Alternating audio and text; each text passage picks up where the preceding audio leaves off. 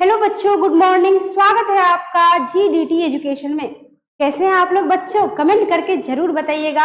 आज के इस वीडियो में आप लोग पढ़ने वाले हैं काव्य खंड चैप्टर 4 का objective type questions with answer. तो आइए समझिए, आप लोग चैप्टर तो पढ़ ही चुके हैं, जिसमें नाभादास जी द्वारा रचित कबीरदास जी और सूरदास जी के बारे में आप लोगों ने जाना था, पढ़ा था कि किस तरह के दोनों जो है कवि थे। आइए उसी से रिलेटेड कुछ प्रश्न और उत्तर हैं, साथ में उत्तर भी है प्रश्न के साथ। तो आइए समझिए, आप लोगों को पता ही होगा, एक तरह से आपका रिवीजन हो जाएगा। तो आइए समझिए कि प्रश्न क्या है और उत्तर क्या है। आपका पहला प्रश्न है, छप्पई के रचनाकार कौन है? तो छप्पई के रचनाकार कौन है बच्चों? नाभादास। अगला क्वेश्चन, नाभादास का जन्म कब हुआ था? तो जन्म हुआ था बच्चों 1570 ईस्वी अनुमानित, मतलब ये अनुमान किया गया है, ठीक है। अनुमानित का मतलब हुआ कि मतलब निश्चित नहीं है कि इतना में ही हुआ है, मतलब अनुमानित है, एक अंदाजा है, ठीक है। उसके बाद नाभादास का निधन कब हुआ था? तो नाभादास का निधन हुआ था बच्चों 1600 ईस्वी में। कब हुआ था? 1600 ईस्वी में, याद रखिएगा इसको। अगला क्वेश्चन है, नाभादास का प्रवास स्थान कहाँ था? यानी नाभादास जी का प्रवास स्थान कहाँ था? तो जयपुर राजस्थान में। और जयपुर राजस्थान में इनका प्रवास कब हुआ? जब इनके पिताजी की क्या हो गई थी? निधन हो गई थी। तो उसके बाद जो है वो उनकी जो माँ थी वो जयपुर लेकर इन्हें जो है चली आई थी और वहीं पर रहने लगे थे। अगला क्वेश्चन है, नाभादास का अस्थायी निवास स्थान कहाँ था? अस्थायी रूप से उनका निवास स्थान यानी कहाँ रहते थे? तो वृंदावन में रहते थे बच्चों। कहाँ? वृंदावन में। याद रखिएगा एक एक क्वेश्चन और आंसर को, क्योंकि कौन सा क्वेश्चन आ जाए कुछ कहा नहीं जा सकता। तो सभी क्वेश्चन VVI ही समझिए। हाँ, सारा का सारा क्वेश्चन जो है महत्वपूर्ण ही है। तो सभी क्वेश्चन को और सभी आंसर को, उत्तर को याद रखना पड़ेगा। ध्यान से समझिए और ध्यान से जो है समझकर कमेंट में लिख भेजिए कि आपको यहाँ पे क्या समझ में आ रहा है, क्या नहीं आ रहा है, ताकि मैं और डिटेल में आपको समझाया करूंगी, ठीक है। चलिए आगे है। अगला क्वेश्चन है आपका, नाभादास जी ने ज्ञानार्जन कैसे किया? यानी ज्ञान अर्जन कैसे किया? तो सत्संग द्वारा जो है इन्होंने ज्ञान अर्जन किया बच्चों। मतलब सत्संग भजन में जो है जाते थे, सत्संग भजन करते थे। तो सत्संग भजन के द्वारा जो है उनको ज्ञान की जो है प्राप्ति होती थी। किनको? नाभादास जी को, ठीक है। उसके बाद नाभादास जी की अभिरुचि किन किन चीजों में थी? अभिरुचि मतलब उनकी दिलचस्पी किन किन चीजों में थी, किन किन चीजों में उनका जो है मन लगता था? तो लोक भ्रमण में, लोक भ्रमण मतलब घूमना फिरना, घूमने में लोगों के साथ, भगवत भक्ति, भगवत गीता का जो है भक्ति करना, काव्य रचना करने में यानी काव्यों को रचने में, लिखने में, और वैष्णव दर्शन चिंतन आदि में। यानी वैष्णव दर्शन मतलब हो गया देवताओं के अध्ययन में, देवताओं के बारे में जानने में। हाँ, जो देवताओं का अध्ययन हो, उनमें रुचि हो, उनमें लगाव हो, हाँ, जिसमें गहराई से जाके जो है उसका अध्ययन करे, उसमें डूब जाए, इसी को कहा जाता है वैष्णव दर्शन, ठीक है। तो यानी इतना ऑप्शन है, इसमें से कोई एक ही रहेगा बच्चों। ये सारा का सारा एक बार में नहीं रहता है, कोई एक ही रहेगा, या तो लोक भ्रमण, या तो भगवत भक्ति, या काव्य रचना, या फिर वैष्णव दर्शन, या चिंतन, यानी उस पर वो चिंतन भी करते थे। तो अच्छे से इस चारों को आप लोग याद कर लेंगे। अगला प्रश्न है बच्चों, नाभादास के दीक्षा गुरु कौन थे? यानी इनको दीक्षा किसने दिया था? तो दीक्षा गुरु थे स्वामी अग्रदास अग्र अली। कौन थे? स्वामी अग्रदास अग्र अली। इसको याद रखिएगा बच्चों, स्वामी अग्रदास अग्र अली। अगला है, स्वामी अग्रदास किसकी शिष्य परंपरा के प्रसिद्ध कवि थे? उस टाइम में जो है ना बच्चों, मतलब नाभादास जी के समय में शिष्य परंपरा चलती थी, और उन शिष्यों में से जो सबसे ज्यादा मेहनती होते थे, सबसे ज्यादा गुरु के आज्ञाकारी होते थे, वो पहले नंबर पे होते थे। यानी शिष्य परंपरा में उसको श्रेष्ठ माना जाता था। तो उस हिसाब से जो है स्वामी अग्रदास किसकी शिष्य परंपरा के प्रसिद्ध कवि थे? तो वो स्वामी रामानंद जी के जो है क्या कहते हैं, शिष्य परंपरा के प्रसिद्ध कवि थे, ठीक है। समझ गए आप लोग? अगला क्वेश्चन है, भक्तमाल किसकी प्रसिद्ध रचना है? तो भक्तमाल बच्चों कवि नाभादास की प्रसिद्ध रचना है और इसी भक्तमाल से ही नाभादास जी को सभी पहचानने लगे। बहुत ही फेमस रचना है, तो इसको अच्छे से आप लोग याद कर लेंगे। अगला है कवि नाभादास जी द्वारा रचित अष्टयाम किस भाषा में रचा गया है? तो बच्चों अष्टयाम जो है नाभादास जी के द्वारा ही रचित है, लेकिन किस भाषा में? तो ये ब्रज भाषा में रचा गया है। किस भाषा में बच्चों? ब्रज भाषा में रचा गया है। नेक्स्ट क्वेश्चन है, कवि नाभादास जी ने रामचरितमानस की दोहा चौपाई शैली में क्या रचा है? यानी रामचरितमानस जो है ना बच्चों, दोहा चौपाई शैली में जो है रची गई है। तो यहाँ पे कह रहा है, क्वेश्चन में ये पूछा जा रहा है कि कवि नाभादास जी की जो रामचरितमानस की दोहा चौपाई शैली में क्या रचा गया है, मतलब उसी स्टाइल में उसी तरह से कौन सा ऐसा विषय वस्तु है जिसको रचा गया है? तो बच्चों अष्टयाम को जो है आपको रामचरितमानस की दोहा चौपाई शैली में रचा गया है। ठीक है, अगला क्वेश्चन है, कवि नाभादास कैसे कवि थे?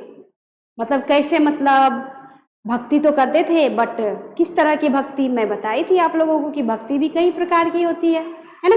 तो यहाँ पे कहता है कि कवि नाभादास जी कैसे कवि थे? तो सगुनो पासक राम भक्त कवि थे। कहने का तात्पर्य कि राम भक्त तो थे ही, भगवान रामचंद्र जी के भक्त तो थे ही, लेकिन कौन से? सगुनोपासक। अब यहाँ पे आप कहेंगे कि सगुनोपासक का मतलब क्या होता है? मैंने बताया था आप लोगों को कि भक्ति भी दो प्रकार की, सगुण और निर्गुण, सगुण भक्ति धारा और निर्गुण भक्ति धारा। तो यहाँ पे सगुण भक्ति धारा से आ गया आपको सगुनोपासक। तो सगुनोपासक मतलब समझ गए होंगे। निर्गुण वह जिसमें किसी प्रकार का कोई रूप रंग आकार नहीं होता, यानी जिसका स्वरूप क्या हो? निराकार हो, यानी जिसका कोई स्वरूप हो ही नहीं, जिसका कोई रूप आकार रंग कुछ हो ही नहीं, जो निराकार हो। और उसकी भक्ति यानी सीधे आत्मा से जो भक्ति होती है उसको कहा जाता है निर्गुण भक्ति धारा। तो उसको कहेंगे निर्गुणोपासक। और यहाँ पे है सगुणोपासक, जिसमें हम आप क्या है? सगुणोपासक हैं। हम आप भगवान की छवि को देखते हैं, चाहे मूर्ति के रूप में देखें, फोटो के रूप में देखें, उसके रूप रंग सुंदरता को देखते हैं, उससे देख करके आनंदित होते हैं और उसकी पूजा करते हैं। तो ये हो गया सगुण भक्ति धारा अर्थात सगुणोपासक। तो इस तरह से नाभादास जी कैसे कवि थे बच्चों? सगुणोपासक। और किसके भक्त? तो राम भक्त कवि थे। ठीक है, अगला क्वेश्चन है, नाभादास जी के रचना में किस भाव का पुट होता है? किस भाव मतलब कौन सा भाव होता है ना? तो इसमें माधुर्य भाव होता है, यानी मिठास। यानी आप जो उनकी रचनाओं को पढ़ेंगे ना तो मधुरता से जो है भर जाएंगे, मतलब मन में एकदम मिठास, जैसे लगेगा क्या कि पढ़ने में एकदम आनंद आ रहा है। तो इसलिए बच्चों उत्तर क्या होगा? माधुर्य भाव। ठीक है, अब अगला प्रश्न है आपका,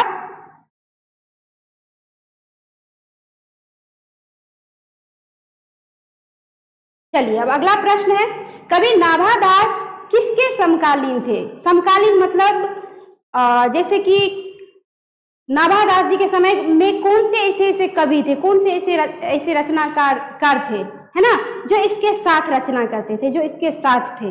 तो यहाँ पे प्रश्न है, उसी हिसाब से प्रश्न है कि कवि नाभादास किसके समकालीन थे? तो तुलसीदास जी के समकालीन थे। ठीक है, तुलसीदास जी के समकालीन थे। यानी कहने का तात्पर्य है कि जिस टाइम में तुलसीदास जी थे, रचना वगैरह करते थे, उसी टाइम में ये भी रचना करते थे, उसी समय में ये भी रचना करते थे। तो इस तरह से आपका उत्तर क्या हो जाएगा बच्चों? किसके समकालीन थे? तुलसीदास जी के समकालीन थे। अब अगला प्रश्न है, अगला क्वेश्चन है, भक्तमाल से क्या तात्पर्य? मतलब भक्तमाल का क्या मतलब, क्या अर्थ होता है? तो बच्चों भक्तमाल से तात्पर्य है भक्त चरित्रों की माला। अब आप कहेंगे भक्त चरित्रों की माला क्या? तो जो बच्चे जो है पढ़ लिए हैं पिछले कक्षा में, पिछले वीडियो में, कि उसमें जो है कबीरदास जी के बारे में और आपको सूरदास जी के बारे में बताया गया है कि किस तरह के कवि थे, किस तरह से वो रचना करते थे, किस तरह उनकी रचनाओं को जो है पढ़ के लोग आनंदित हो उठते थे, है ना। तो यहाँ पे कहता है क्या कि भक्त चरित्रों की माला, यानी कोई ऐसा कवि या कोई ऐसा भक्त जिसके चरित्र के बारे में दर्शाया जाए, है ना। तो आपको जो है भक्तमाल में बच्चों कि किसी न किसी के चरित्रों को दर्शाया गया है, इसलिए यहाँ पे हो गया भक्त चरित्रों की माला, अर्थात भक्तमाल का अर्थ हो गया भक्त चरित्रों की माला, जो कि आप पिछले वीडियो में पढ़े हैं कि सूरदास जी के चरित्र के बारे में और आपको कबीरदास जी के चरित्र के बारे में नाभादास जी ने बताया है। तो क्योंकि ये भी भक्तमाल से ही लिया गया है, मतलब ये जो आपका पाठ है ना छप्पे, ये भी आपको भक्तमाल से ही संकलित है। प्रश्न आ जाएगा कि छप्पे कहाँ से संकलित है, तो याद रखिएगा बच्चों, छप्पे जो है भक्तमाल से ही संकलित है। ठीक है, अगला प्रश्न है 6 पंक्तियों के गेय पद को क्या कहते हैं। अगला प्रश्न है संपूर्ण भक्तमाल किस छंद में निबद्ध है। यानी सारा का सारा भक्तमाल है किसी न किसी छंद में तो निबद्ध होगा, है ना। तो इसलिए आपका प्रश्न है कि संपूर्ण भक्तमाल किस छंद में निबद्ध है, तो उत्तर हो जाएगा छप्पे छंद में। और छप्पे का क्या मतलब होता है ये भी मैंने आप लोगों को बताया था, है ना बच्चों। इसका उत्तर क्या होगा, छप्पे छंद, यानी 6 पंक्तियों का जो गेय पद होता है उसको कहा जाता है छप्पे। जैसे फॉर एग्जाम्पल आप देख लीजिए, आप देख लीजिए यहाँ पे 1 2 3 4 5 6 पंक्तियों का गेय पद है, इसी को आप कहेंगे छप्पे। देख लीजिए, छप्पे पद 1 में कबीर जी के बारे में था, चरित्र के बारे में वर्णन था, और उसके बाद जो है आपको पद 2 में जो है सूरदास जी के बारे में वर्णन किया गया था। छप्पे पार्ट 1 में कबीरदास और पार्ट 2 में सूरदास जी के बारे में। देख लीजिए, इसमें भी 6 पंक्ति है, 1 2 3 4 5 6, है ना 1 2 3 4 5 6, इसी को यानी 6 पंक्तियों का जो गेय होता है ना, इसी को कहा जाता है छप्पे। समझ गए आप लोग। तो इसका उत्तर आपको क्या हो गया बच्चों, छप्पे। ठीक है, उत्तर क्या हो गया, छप्पे। अब अगला प्रश्न है 6 पंक्तियों के गेय पद को क्या कहते हैं। तो 6 पंक्तियों के गेय पद को क्या कहते हैं बच्चों, छप्पे कहते हैं।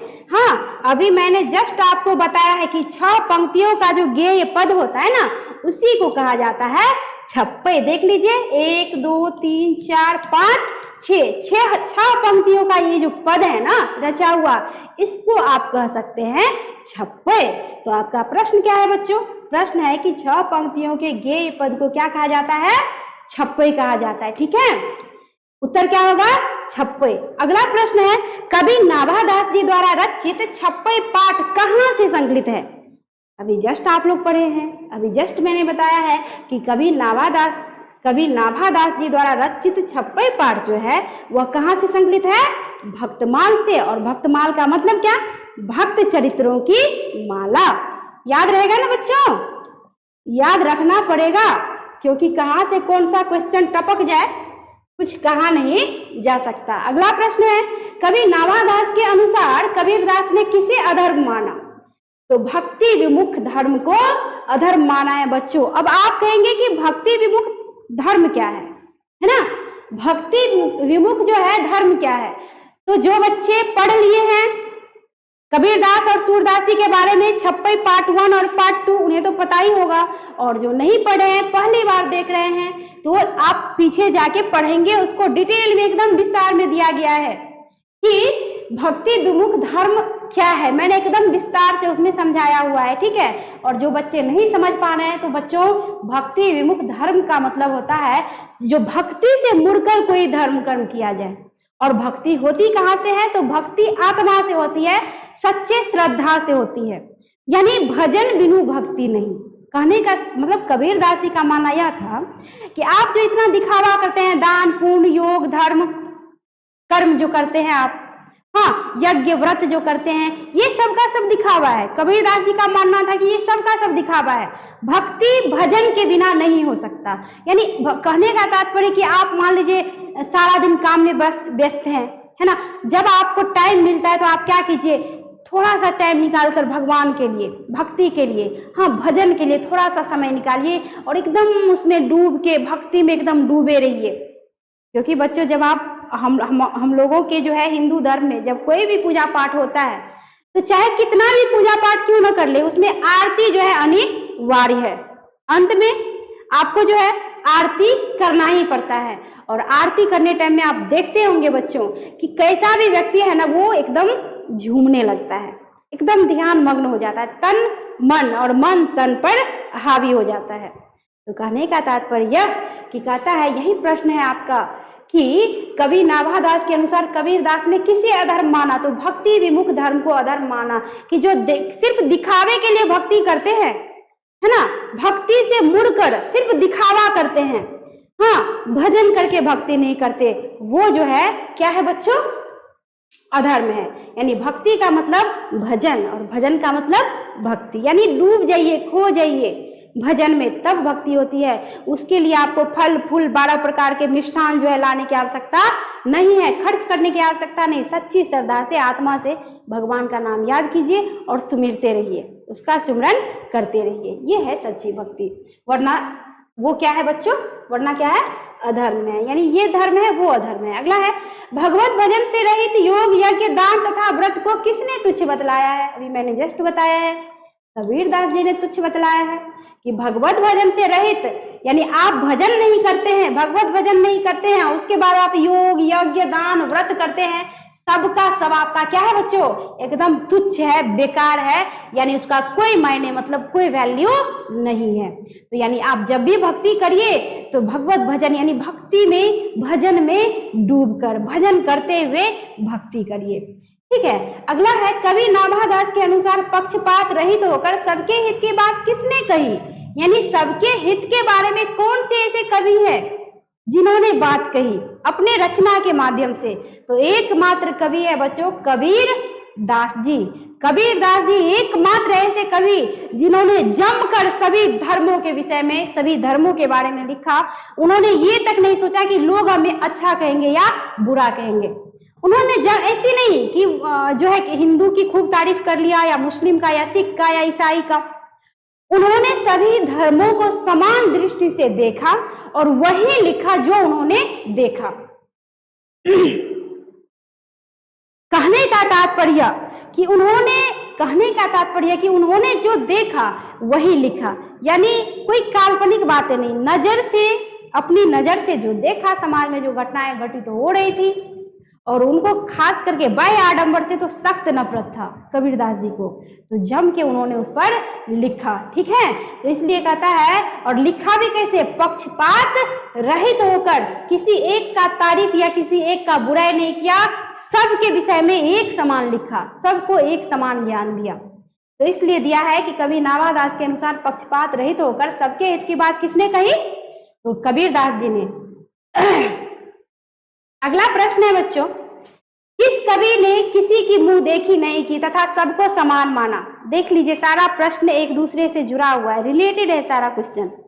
ठीक है, और ये प्रश्न आपको, आप जो ये पद 1 2 पढ़ लेंगे ना, छप्पे का पद 1 और पद 2, भाग 1 और भाग 2, तो आपको सारा का सारा समझ में आ जाएगा। आपको ये रटना भी नहीं पड़ेगा, क्योंकि बच्चों चैप्टर का सारांश जब आपके इस माइंड में फिट हो जाएगा ना, तो आपको क्वेश्चन को और आंसर को रटने की आवश्यकता नहीं पड़ेगी।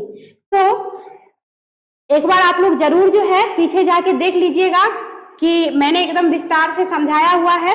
ठीक है, तो आइए, आपका अगला प्रश्न है कि किस कवि ने किसी की मुंह देखी नहीं की? मुंह देखी मतलब क्या? मुंह देख देख कर रचना नहीं किया, मुंह देख देख के किसी के बारे में नहीं कहा कि ये मेरा हितैषी है या मेरा प्रियजन है, तो इसके बारे में चलो कुछ अच्छा लिख देते हैं, और जो मेरा हितैषी नहीं है, जो मेरा दुश्मन है, चलो उसके बारे में कुछ बुरा लिख देते हैं। ऐसा उन्होंने नहीं किया।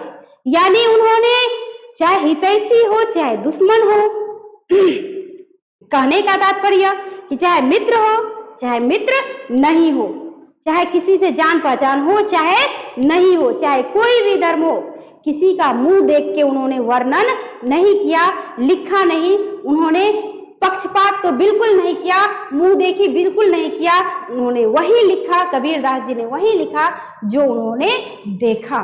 ठीक है, तो यहाँ पे होगा कि किस कवि ने किसी की मुंह देखी नहीं की तथा सबको समान माना? तो बच्चों उत्तर क्या होगा? कबीरदास जी। अगला प्रश्न है कि कबीरदास ने किस धर्म को कभी नहीं माना? तो बच्चों वर्णाश्रम धर्म को कबीरदास जी ने कभी नहीं माना। आप पढ़े थे पिछले क्लास में कि वर्णाश्रम धर्म है ना,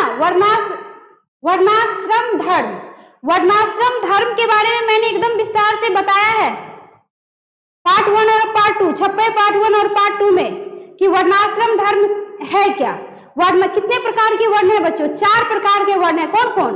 ब्राह्मण, क्षत्रिय, वैश्य और शूद्र। तो कबीरदास जी का मानना था कि ये जो ब्राह्मण, क्षत्रिय, वैश्य, शूद्र के नाम पे जो हम आप लड़ रहे हैं, झगड़ रहे हैं, छुआछूत, अस्पृश्यता, इतना भेदभाव जो समाज में है, ये सब कुछ नहीं है। यानी कबीरदास जी इसको मानते ही नहीं थे, कभी उन्होंने माना ही नहीं। उनका मानना था कि इससे बैर भाव बढ़ता है, इससे सिर्फ और सिर्फ नफरत बढ़ती है। बनना है तो एकमात्र सच्चा इंसान बनो, पहले मानव बनो, फिर वर्णाश्रम की बात करना। तो उन्होंने वर्णाश्रम को कभी माना ही नहीं। ठीक है, तो यहाँ पे देख लीजिए, आपका प्रश्न उसी से रिलेटेड है कि कबीरदास ने किस धर्म को कभी नहीं माना, तो वर्णाश्रम को उन्होंने कभी नहीं माना।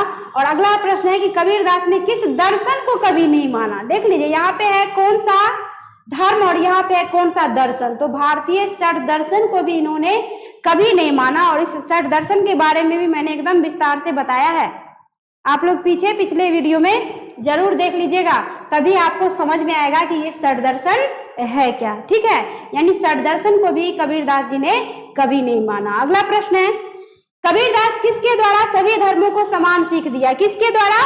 तो रामायणी के द्वारा। रामायणी इनकी ऐसी रचना जिनके माध्यम से उन्होंने सभी धर्मों को, हिंदू, मुस्लिम, सिख, ईसाई, सभी धर्मों को समान सीख दिया, सभी धर्मों को समान ज्ञान दिया, यानी किसी में भेदभाव नहीं किया, समान रूप से समझाने का प्रयत्न किया। अगला प्रश्न है कि किसमें छह दर्शन का व्यक्त विचार उपस्थित है? तो बच्चों, षट दर्शन में जो है ना, छह दर्शन का व्यक्त विचार है। और ये छह दर्शन का व्यक्त विचार है क्या, वो तो आपको पीछे पढ़ना पड़ेगा, जो मैंने बताया हुआ है। मैं बार बार बोल रही हूँ कि सारांश जब तक आपके माइंड में फिट नहीं होगा, तब तक आप क्वेश्चन आंसर कितना भी रट लो, आप भूल जाओगे। तो पीछे एक बार जरूर आप लोग उस सारांश को जो है आप लोग जरूर देख लेना, तो आपको समझ में आ जाएगा कि ये षट दर्शन है क्या और छह दर्शन का व्यक्त विचार जो है ये है क्या। ठीक है, तो इसका उत्तर हो गया षट दर्शन में, यानी प्रश्न है किसमें छह दर्शन का व्यक्त विचार उपस्थित है, तो उत्तर होगा षट दर्शन में। अगला प्रश्न है, कवि नाभादास के अनुसार सूरदास के पदों में किसका चमत्कार है? अब ये पद 2 से प्रश्न आ गया, ये पार्ट 2 से आ गया। नाभादास जी का जो है पार्ट 1 था कबीरदास जी के विषय में, पार्ट 2 ये सूरदास जी के विषय में। तो यहाँ पे प्रश्न है कि कवि नाभादास के अनुसार सूरदास के पदों में किसका चमत्कार होता है? तो बच्चों, उक्ति का चमत्कार होता है। और ये उक्ति है क्या? उक्ति का मतलब होता है सुसज्जित ढंग से, सुंदर ढंग से सजाए हुए कोई शब्द या कोई वाक्य, इसको कहा जाता है उक्ति, है ना। मतलब सूरदास जी के पदों में, ठीक है, सूरदास जी के पदों में किसका चमत्कार होता था? उक्ति का चमत्कार होता था। यानी ऐसा शब्द, ऐसा वाक्य जिसको अगर आप पढ़ लेना तो मन एकदम गदगद हो जाएगा, मन एकदम खुश हो जाएगा। ऐसा चमत्कार उनके शब्दों में हुआ करता है। आगे है, सूरदास के पदों को पढ़कर मन क्या कर उठता है? तो बच्चों, सूरदास का पद जो है पढ़कर मन वाह कर उठता है। वाह यानी खुशी से आप कह उठेंगे कि वाह क्या कविता है। ठीक है, और नहीं विश्वास हो तो आप पीछे जाके देख लीजिए, पढ़ लीजिए। आप पिछले वीडियो में आप खुद जब पढ़ेंगे आपको समझ में आ जाएगा कि सच में इनका जो है पद कैसा होता है, ये सच में किस तरह से रचना करते हैं। क्योंकि आपका जो है चैप्टर 2 में सूरदास जी के बारे में पूरा दिया हुआ है, और यह है चैप्टर 4 जिसमें तो थोड़ा सा दिया हुआ है। आप चैप्टर 2 पे जाइए और उसमें आप देखिए कि किस तरह से जो है सूरदास जी का जो है पद रचा गया है। और अब जब जैसे जैसे आप पढ़ते जाएंगे वैसे वैसे आपको झूमने का मन करेगा। तो इसलिए यहाँ पे कहता है कि सूरदास के पदों को पढ़कर मन क्या कर उठता है? तो बच्चों, वाह कर उठता है। सूरदास के पदों में किस अलंकार की स्थिति भारी होती है? तो बच्चों, उत्तर होगा अनुप्रास अलंकार। और ये अनुप्रास अलंकार है क्या, मैंने आपको बताया था। चलिए, जो बच्चे पहली बार वीडियो को देख रहे हैं समझ लीजिए ये अनुप्रास अलंकार है क्या। देख लीजिए, जैसे ये पद दिया हुआ आपका 6 पंक्तियों का जो ये गेय पद है, इसको कहा जाता है छप्पय। अब आपको समझना है कि अनुप्रास अलंकार है क्या, है ना। तो अनुप्रास अलंकार आपको हो गया इसमें योग यज्ञ, देख लीजिए एक जैसा शब्द मिलता जुलता, ठीक है, इसको कहेंगे अनुप्रास अलंकार। उसके बाद देख लीजिए शब्दी साखी, ठीक है, शब्दी साखी। उसके बाद आप देख लीजिए जैसे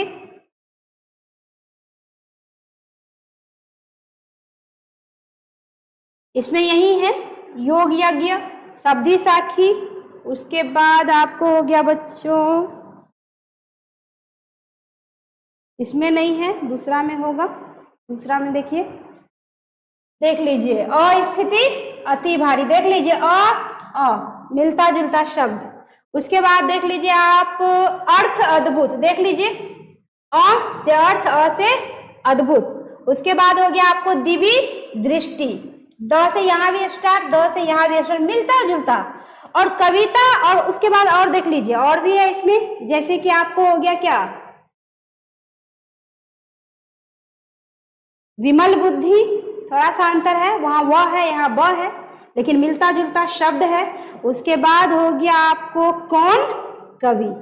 ये है आपको अनुप्रास अलंकार, ठीक है, ये हो गया अनुप्रास अलंकार, इसको कहेंगे अनुप्रास। एक होता है तुक, तुक जैसे मान लीजिए यहाँ पे अति भारी, तुकधारी, भासी, प्रकाशी, धरे, करे, तो यहाँ पे भारी, यहाँ देख लीजिए यहाँ री है, यहाँ भी री है, यहाँ सी है, यहाँ भी सी है, यहाँ धरे है, यहाँ करे है। ये जो मिलता जुलता जो वर्ण है ना बच्चों, इसको कहा जाता है तुक, जो क्वेश्चन आप आगे समझेंगे। तो आप अलंकार समझ गए, अनुप्रास अलंकार, इसी को कहता है अनुप्रास अलंकार। यानी कविता में अगर अनुप्रास अलंकार हो, अगर तुक से कविता को रचा गया हो, पदों को रचा गया हो, तो वो पढ़ने में एकदम आनंददायक होता है। फॉर एग्जाम्पल बच्चों, जब याद है मुझे, जब मैं बचपन में पढ़ती थी तो सर जो है ना हम लोगों को वो रटवाते थे, ठीक है,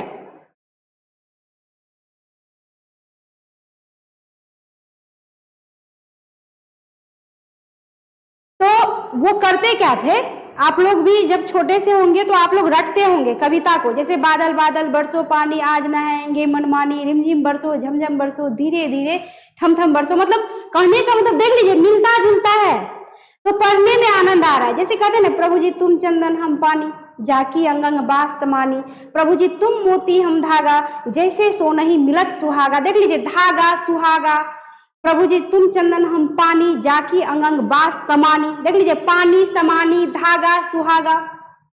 यानी ये जो मिलता जुलता अंतिम वर्ण होता है या शब्द होता है, इसको कहा जाता है तुक। और जहां पे मिलता जुलता बीच में आपको शब्द मिल जाए, उसको कहा जाता है आपको अनुप्रास अलंकार। और इससे पदों की सुंदरता क्या होती है, बढ़ जाती है, पढ़ने में आनंद आता है, ठीक है। तो यहाँ पे इसलिए दिया हुआ है कि सूरदास के पदों में किस अलंकार की स्थिति अति भारी है, तो हो गया अनुप्रास अलंकार।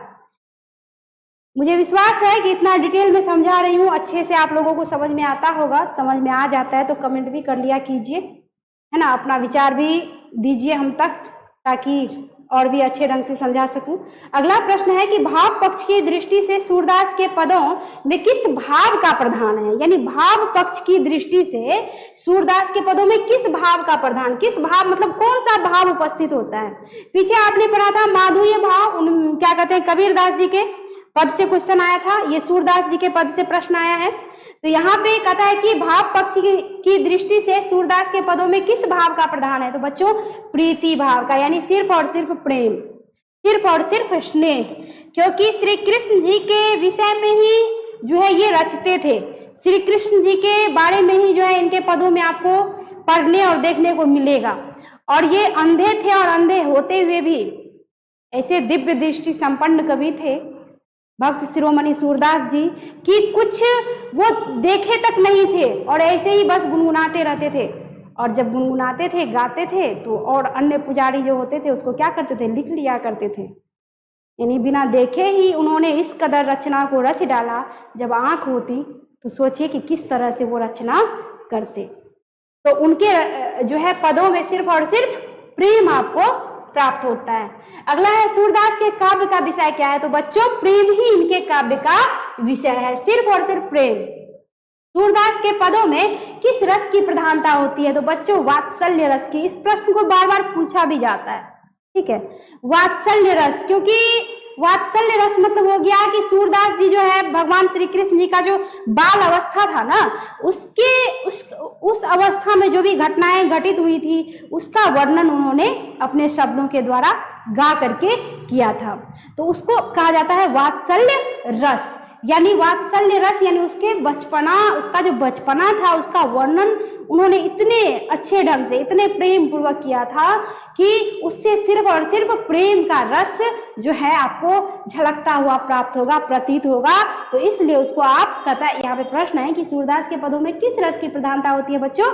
तो उत्तर हो गया वात्सल्य रस। अगला है, सूरदास अपने पदों में किसकी लीला का गान करते हैं? तो हरि लीला का गान करते हैं बच्चों, क्योंकि सूरदास जी तो श्री कृष्ण के ही परम भक्त थे। तो वो श्री कृष्ण अर्थात हरि अर्थात भगवान विष्णु, तो वो अपने पदों में जो है सिर्फ और सिर्फ हरि लीला का क्या करते हैं? गान करते हैं, यानी श्री कृष्ण का गान करते हैं। अगला प्रश्न है, अंधे होते हुए भी कौन दिव्य दृष्टि संपन्न कवि थे? ठीक है, अगला प्रश्न है, अंधे होते हुए भी कौन दिव्य दृष्टि संपन्न कवि थे? तो एकमात्र कवि थे सूरदास जी, यानी उनको आंख नहीं थी।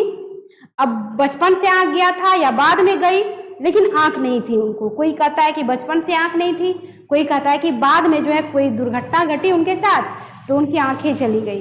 लेकिन जैसे भी गई हो, बट उनके पास आंख नहीं था, अंधे थे, नेत्रहीन थे, फिर भी वो जो है आपको दिव्य दृष्टि संपन्न कवि थे। दिव्य दृष्टि संपन्न मतलब हुआ कि अंतर आत्मा से, अंतर की आंखों से वो सब कुछ देखते थे।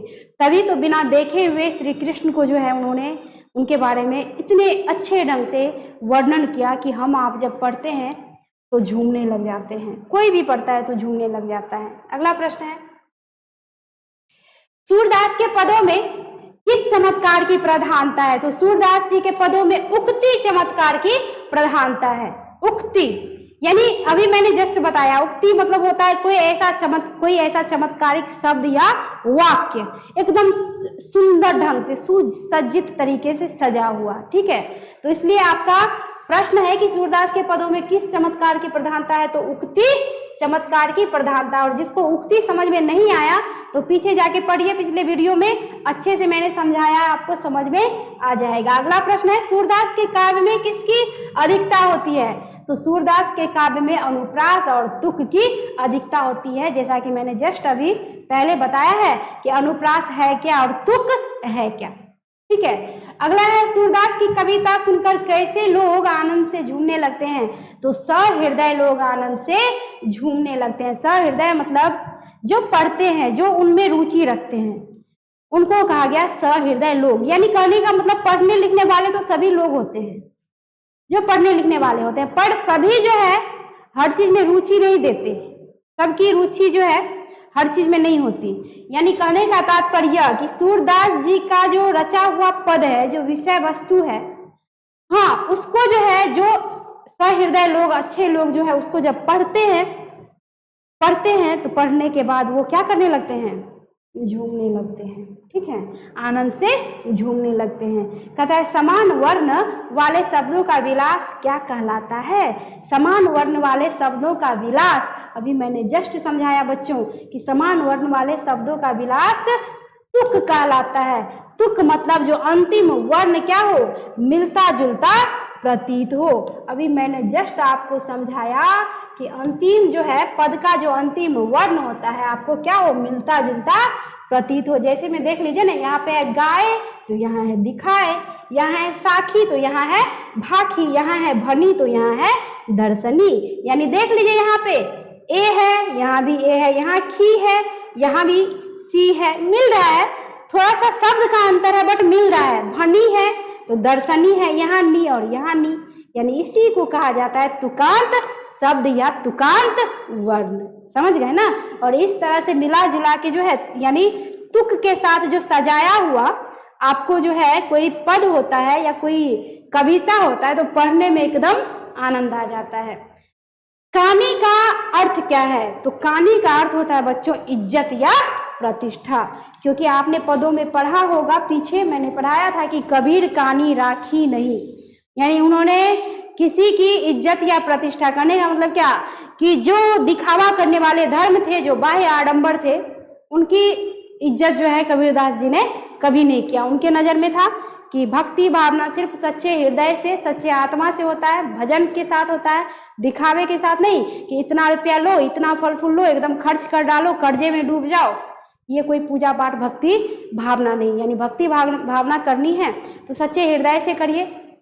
थोड़ा सा भी समय निकल जाता है तो आप गा लीजिए, भक्ति भजन में डूब जाइए। यही है सच्ची भक्ति और सच्चा धर्म। बाद बाकी बात रहा दिखावे का, तो आपके पास अधिक धन है तो आप गरीबों में दान कर दीजिए। कबीरदास जी के हिसाब से कि जो गरीब है, जिनको एक वक्त का भोजन नहीं मिलता, एक निवाला के लिए वो तरसते हैं, उनमें आप बांट दीजिए, उनको भोजन करा दीजिए। ये है सच्चा धर्म। ना कि आप व्यर्थ में उल जलूल पैसे खर्च करते हैं, भक्ति के नाम पे ढोंग करते हैं, दिखावा करते हैं। ये कोई ना तो धर्म हुआ और ना ही कोई भक्ति हुई। तो यहाँ पे उसी से रिलेटेड प्रश्न है कि कानी का अर्थ क्या है। तो कानी का अर्थ होता है इज्जत या प्रतिष्ठा, और पद भी है कि कबीर कानी राखी नहीं, जो पीछे आप पढ़ेंगे। तो बच्चों मुझे विश्वास है, बताइए आप लोग कि ये सारा प्रश्न आप लोगों को समझ में आया या नहीं। और अगर आप लोग जहाँ पे नहीं समझे हैं, कहीं पे कोई डाउट है, तो आप कमेंट करके बताइए मुझे, ताकि मैं अगले वीडियो में उसका जो है उत्तर लिख भेजूँ, उत्तर समझा पाऊँ। तो मिलती हूँ मैं नेक्स्ट वीडियो में इसका अगला चैप्टर लेकर के।